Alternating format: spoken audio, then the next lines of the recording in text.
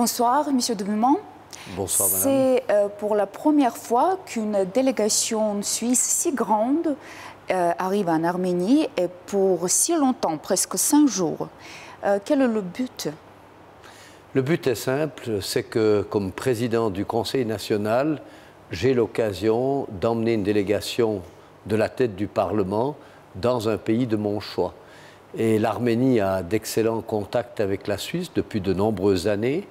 Nous avons une ambassade à Yerevan et il y a des relations économiques qui se sont développées également, particulièrement ces dernières années. Et puis, il y a un élément très sympathique, c'est que le président du groupe d'amitié Arménie-Suisse, M. Arab Abloyan, est devenu président de l'Assemblée nationale de la République d'Arménie, alors que je suis devenu président de notre propre Conseil national quelques mois plus tard, et j'étais aussi le président du groupe d'amitié Arménie-Suisse en Suisse. Donc le hasard ou le concours de circonstances font extrêmement bien les choses. Bon, la circulation des marchandises entre nos deux pays se sont bien activisées pendant les derniers temps, on peut dire. Mais quand même, voyez-vous quelques possibilités économiques pour développer encore plus, pour améliorer les relations, surtout économiques, entre nos deux pays? Et est-ce que les investisseurs suisses sont intéressés par l'Arménie? Oui, les investisseurs suisses sont intéressés parce que l'Arménie est un pays stable, juridiquement bien organisé, et les investisseurs cherchent toujours une certaine sécurité. Et c'est grâce à ces conditions cadres, c'est grâce aussi à une fiscalité assez intéressante que beaucoup d'investisseurs suisses ont déjà réalisé des projets concrets en Arménie. Et en 2017, ça a été le meilleur chiffre d'affaires des échanges économiques entre nos deux pays. Et quels sont les domaines qui intéressent les investisseurs le plus? Alors, les domaines qui sont aujourd'hui les plus florissants sont ceux de la pharmaceutique, ce sont ceux de l'agriculture et notamment de la viticulture. Et puis, il y a aussi d'autres secteurs qui se développent, comme celui des énergies renouvelables ou encore le tourisme. Mais quand même, qu'est-ce qu'il faut faire pour que ces relations soient plus fortes? C'est-à-dire, quels sont les pas que l'Arménie doit faire pour être intéressant pour la Suisse? L'Arménie est parfaitement consciente qu'elle a une chance exceptionnelle avec un partenaire comme la Suisse, même si ce pays est un pays petit. Nous n'avons que 8 millions d'habitants par rapport à d'autres pays de la planète. Par contre, le savoir-faire et une certaine crédibilité en affaires sont une chance pour l'Arménie. De son côté, l'Arménie doit peut-être libéraliser encore un peu plus son économie, ouvrir le marché à la concurrence. Et très concrètement, ce qui me semble important pour les relations d'affaires, c'est une ligne aérienne directe entre la Suisse et Yerevan.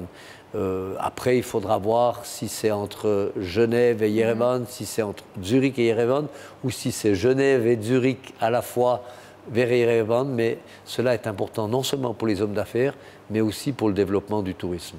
Mais vous voyez déjà les pas du gouvernement de l'Arménie? Oui, très clairement. On sent qu'il y a une volonté à tous les niveaux des autorités arméniennes d'ouvrir vers la concurrence et de favoriser l'investissement.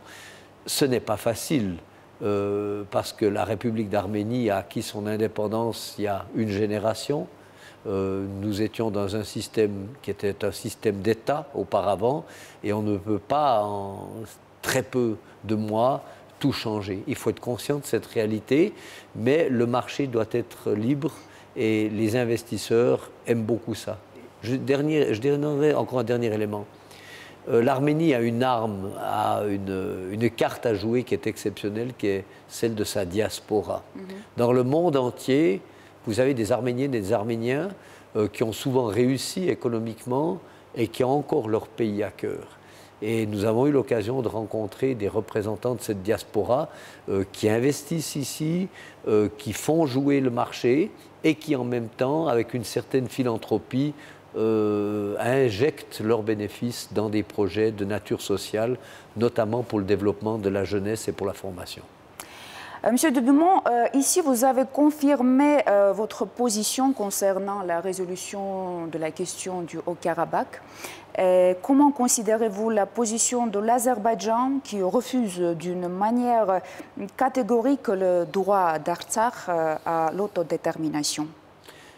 La Suisse est un pays neutre et je représente mon pays. Et dans ce sens-là, je n'ai pas à m'immiscer dans des conflits ou à prendre parti dans des points de vue entre pays différents, entre pays tiers. Ce que je peux simplement affirmer, c'est la politique constante de la Suisse, c'est de favoriser la paix, c'est évidemment de lutter par tous les moyens contre l'équipement militaire inutile, et nous savons qu'il y a un certain droit des peuples à l'autodétermination. Nous l'avons appliqué dans notre propre pays, la Suisse. Il y a plus de 40 ans, la République et canton du Jura a pu, sur la base d'un processus démocratique, acquérir le statut de canton, c'est-à-dire de province. Et il y a quelques mois seulement, c'est-à-dire 43 ans après la première décision, une commune importante de 7000 habitants a pu choisir son appartenance territoriale. Ce que je veux dire par là, c'est qu'il y a une certaine liberté, mais la liberté doit évidemment se négocier avec l'ensemble des partenaires. Et dans le cadre du Caucase, nous sommes bien conscients, nous les Suisses, que nous ne sommes pas les seuls maîtres à bord. Il faut rappeler qu'il y a les décisions du groupe de Minsk. Il faut aussi rappeler qu'il y a les règles de l'OSCE et qu'il y a toute la communauté internationale qui est partenaire à cette affaire. Et la Suisse, elle, cherche toujours à promouvoir des solutions de paix sans jamais attaquer personne. Mais quand même, vous êtes dans la liste noire de l'Azerbaïdjan, car en 2012, vous avez visité l'Artsakh. Et dans cette liste qui est assez grande, il y a des hommes politiques, les hommes très connus, et une partie d'eux dit que c'est un honneur pour eux d'être dans cette liste. Et quelle est votre attitude? Chaque pays a le droit d'établir les listes qu'il veut. Moi, je suis assez libéral, c'est-à-dire que je ne demanderai jamais à un pays de figurer sur une liste ou de ne pas y figurer. Chaque pays fait ce qu'il veut, mais il me laissera aussi la liberté d'en penser ce que je veux. Et avez-vous envie de visiter encore une fois Artsakh?